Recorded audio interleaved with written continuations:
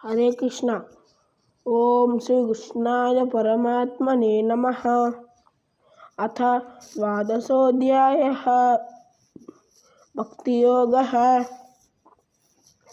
అర్జున ఉవాచ ఏవం సతతయుక్తాయే భక్తాస్మాం పర్యుపాసతే ఏ చాప్యక్షరమవ్యక్తం తేషాం కే యోగవిత్తమాః.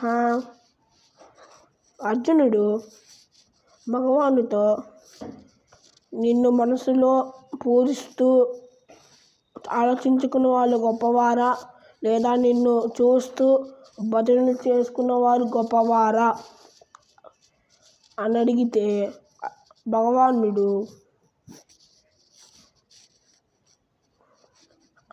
మనం